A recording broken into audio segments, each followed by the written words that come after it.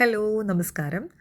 കുറേ വർഷം മുമ്പ്, ശരിക്കും പറഞ്ഞാൽ ഒരു 10 വർഷം മുമ്പ് ഫേസ്ബുക്കൊക്കെ യൂസ് ചെയ്തിരുന്ന കാലത്ത് എനിക്ക് പരിചയമുള്ളൊരു വ്യക്തി അദ്ദേഹത്തിൻ്റെ മകളുടെ അടുത്ത് US വെക്കേഷന് പോയ സമയത്ത് അവിടെ വെച്ച് അദ്ദേഹത്തിൻ്റെ ബർത്ത്ഡേ സെലിബ്രേറ്റ് ചെയ്തപ്പോൾ അദ്ദേഹത്തിൻ്റെ മകൾ സെലിബ്രേഷൻ്റെ ഭാഗമായിട്ട് ഒരു തിരാമിസ് ഉണ്ടാക്കിയിട്ടുണ്ടായിരുന്നു. ആ ഫേസ്ബുക്ക് പോസ്റ്റ് എൻ്റെ ജീവിതത്തിൽ വലിയൊരു മാറ്റത്തിനുള്ള തുടക്കം ഉണ്ടാക്കുക ചെയ്തിട്ടോ.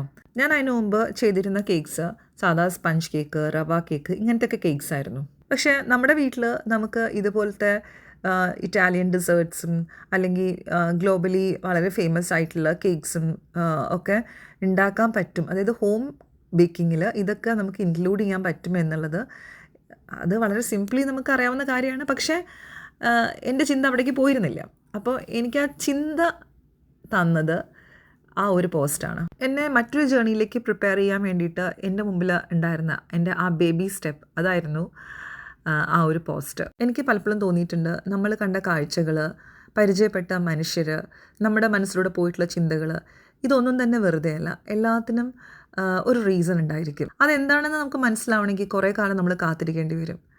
എല്ലാതും നമ്മൾ കാണുന്ന എല്ലാം നമ്മുടെ ഓരോ കടന്നുപോയ ഓരോ പേജുകൾക്കും അതിൻ്റെതായ അർത്ഥങ്ങളുണ്ട്. അത് ചേർത്ത് വെക്കുന്നതായിരിക്കും നമ്മുടെ ഓരോരുത്തരുടെയും ലൈഫ് എന്ന്. ഇത് ഞാൻ ഫിലോസഫിക്കൽ ആവുന്നതല്ല, ഞാൻ പലപ്പോഴും എൻ്റെ ലൈഫിനെ ബേസ് ചെയ്തിട്ട് മനസ്സിലാക്കിയിട്ടുള്ള കാര്യമാണ്. വെൽ സ്ക്രിപ്റ്റഡ് ആയിട്ടുള്ള ഒരു സിനിമ പോലെയാണ് ജീവിതം എന്ന് എനിക്ക് പലപ്പോഴും തോന്നിയിട്ടുണ്ട്.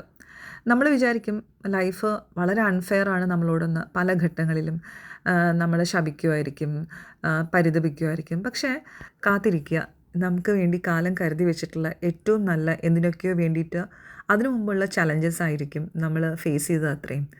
അത് മനസ്സിലാക്കുമ്പോൾ ശരിക്കും നമുക്ക് ഒരു പുഞ്ചിരിയോട് കൂടി മാത്രമേ നമ്മൾ വന്ന ജേണിയെ നോക്കി കാണാൻ പറ്റുള്ളൂ. ഇത്രയൊക്കെ താണ്ടി നമ്മൾ എത്തിയതിൽ മറ്റാരും നമ്മളെ അഭിനന്ദിച്ചിട്ടില്ലെങ്കിലും നമുക്ക് എന്താണെങ്കിലും നമ്മളെപ്പറ്റി ഓർത്ത് അഭിമാനം തന്നെയായിരിക്കും ഉണ്ടാവുക. ഇതൊക്കെ കേൾക്കുമ്പോൾ ചിലപ്പോൾ ചിരി വരുന്നുണ്ടാവും, ഒരു ബേക്കറിന് ഇത്രയൊക്കെ സംസാരിക്കേണ്ട കാര്യമുണ്ടോ എന്ന്. ഞാനൊരു ബേക്കറായിട്ടല്ല കേട്ടോ ഇവിടെ സംസാരിക്കാറുള്ളത്, പറയാറുള്ളത് ഇത്രയും നാൾ ഇവിടെ ജീവിച്ചൊരു ഹ്യൂമൻ ബീങ് ആയിട്ടും എൻ്റെ ലൈഫ് എക്സ്പീരിയൻസിനെ ബേസ് ചെയ്തൊക്കെ തന്നെയാണ്. അത്ര നല്ലതല്ലാത്ത അനുഭവങ്ങളിലൂടെയും കടന്നു വന്നിട്ടുള്ള ഒരാളെന്ന് നിൽക്കുക ഞാനിവിടെ സംസാരിക്കുന്നത് ഹോപ്പ്ലെസ് ആയിട്ടിരിക്കുന്ന ആൾക്കാർക്ക് വേണ്ടിയിട്ടാണ്. അപ്പോൾ ഹോപ്പ്ഫുൾ ആയിരിക്കൂ, പോസിറ്റീവ് ആയിട്ടിരിക്കൂ. നല്ലൊരു സണ്ണി ഡേ നിങ്ങൾക്ക് വേണ്ടിയിട്ടും കരുതി വെച്ചിട്ടുണ്ടാവും. ബൈ ദ വേ, ഈ മാംഗോ തിരമിസ് ഞാൻ ചെയ്തിട്ടുള്ളത് ട്രിവാൻഡ്രത്ത് നെടുമങ്ങാട് LICയിൽ വർക്ക് ചെയ്യുന്ന ബീന മാമിനും മോൻ ആനന്ദിനും വേണ്ടിയിട്ടാണ്. അവർ നമ്മുടെ നിന്ന് വാങ്ങിക്കുന്ന 3rd പ്രോഡക്റ്റാണിത്. അവർ ഇതിൽ പാസ് ചെയ്യുമ്പോൾ വന്ന് വാങ്ങിയിട്ടുള്ളതാണ് കേട്ടോ. പലരും എന്നോട് ചോദിക്കാറുണ്ട് ട്രിവാൻഡ്രത്തേക്കും അങ്ങനെ ദൂരേക്കൊക്കെ ഷിപ്പിംഗ് ഉണ്ടോ എന്നുള്ളത്. അങ്ങനെ നമ്മൾ ചെയ്യാറില്ല. ഇവിടെ വരികയാണെങ്കിൽ നേരത്തെ പറയുകയാണെങ്കിൽ ചെയ്തു കൊടുക്കും, അത്രയാണ്.